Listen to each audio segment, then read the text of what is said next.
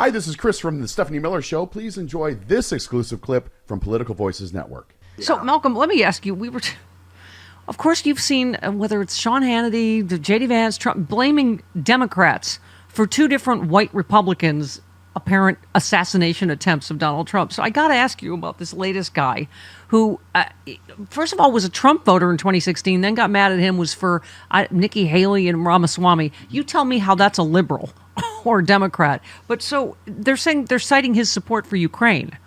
And I'm going, that didn't used to be a liberal issue. Plenty of Republicans supporting Ukraine, right? So they're trying to use, right. Apparently, you guys haven't dug very deeply into my timeline this week to see that half of the right-wing media, starting with Gateway Pundit and that moron Jack Posobiec, accused me of being an associate of the attempted assassin. Yeah, I know. I saw that. I don't dignify it by rereading it again. I know you. Okay, yeah, don't reread it again. Just wait for my lawsuit. Yeah. Because, people have taken shots at me before. But to put me in the crosshairs, people were out there saying the FBI should arrest you. We should try to do something about you. Now you're going to get a fight. Yeah. Because coming out there and saying he was an associate of mine, this guy hung around Kyiv. He was a well-known nut. Yeah. A well-known nut who would walk up to you wearing an American flag bandana and try to put people into the International Legion, which he was not allowed to enter. And he never got anyone in because our people don't go to Kyiv. You go to another part of the country. Yeah. And he was just reinvented himself in self-importance. I have an op-ed coming out here very soon in a major paper about how people, the criminals, crusaders, and crazies, would show up in Ukraine and try to reinvent themselves. Yeah. We have no control over nuts, just as much. But you know what? Many of these people are conservative.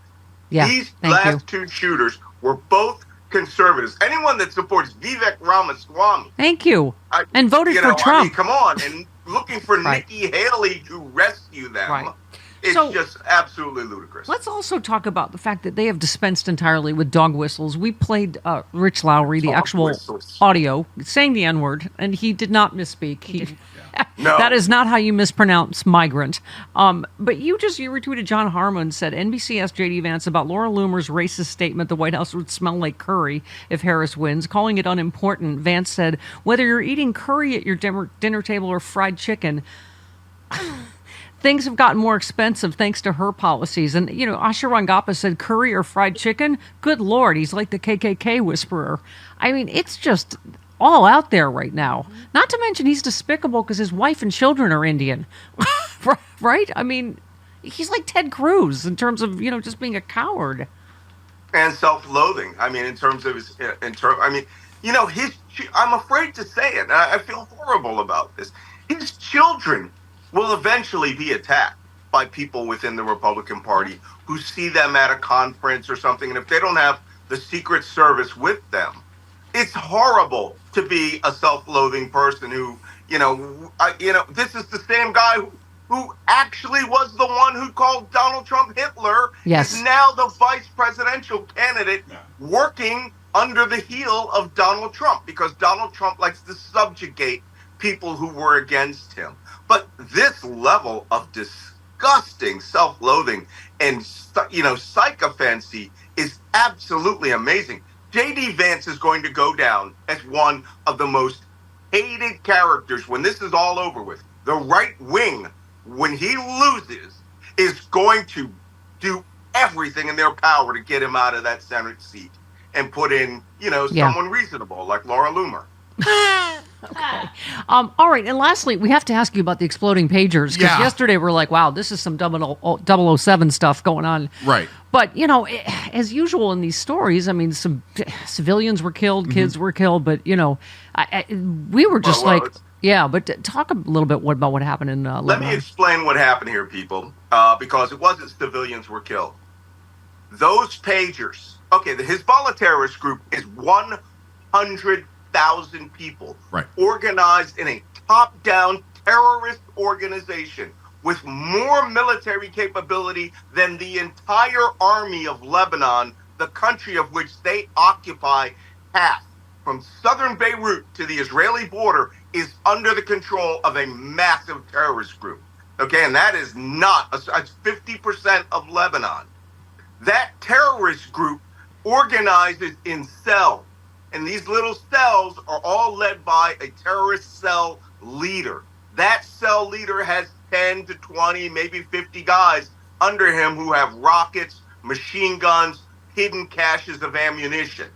Those cell leaders, Hezbollah decided not to use mobile phones in the Lebanese network because the Israelis can intercept them. So they made their own private network of come to work and kill Jews with rockets pager system, right? Mm-hmm. That pager system somehow, new pagers, which were handed out, by the way, to only the top commanders of Hezbollah. So if it was on you, you were a senior trusted member of Hezbollah. Yeah. No civilians.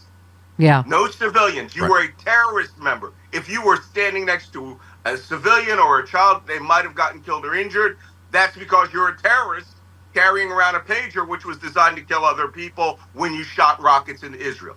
Israel intercepted that supply chain in some way, shape, or form, modified those pagers, put them back into the supply chain. Hezbollah set them out. In Israel, at the push of one button, neutralized the entire command network of the world's second largest terrorist group.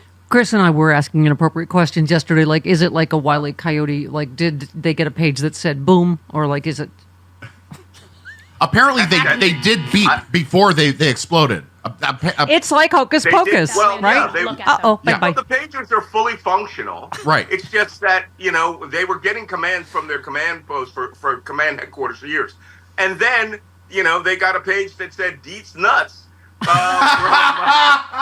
Did it say Baba Booey? And suddenly the largest circumcision operation in history was carried out. Yeah. Okay. All right, let's end on a good note. You retweeted Norm Eisen, big loss for former Trump White House COS Mark Meadows in Arizona, where he was trying to remove his state criminal case to federal court, denied because his 2020 coup conduct was unofficial, suggests Trump's coup activity in his D.C. criminal case was also unofficial and so not immune. Dear God, you wrote a whole book about they want to kill Americans, about, I just cannot believe this overthrow of the United States government is going to go unpunished. We'll find out. But hey, I just want to know something. How did you guys miss my tweet about with Seb Gorka about how to load my weapon? Oh, I saw that. I don't engage in your towel snapping mockery with Sebastian Gorka. I love you, Malcolm Nance. See you, sailor. There's no denying it. The vibes are really good right now. But vibes alone won't save our democracy. We need votes. At the Grassroots Democrats HQ, we know what it takes to win elections. Knocking doors, making calls, sending texts, and writing postcards. If we're going to elect Kamala Harris and Tim Walz and give them the Democratic Congress to pass their agenda, then we need to roll up our sleeves and talk to a record number of voters between now and November 5th. But let's be clear, we can't do it without you. So, are you ready to work? This is a fight for freedom and our future, and everything is at stake. Don't wake up on November 6th wishing you had done more. Join us. Go to grassrootsdems.org today to sign up to volunteer, and let's go win this thing.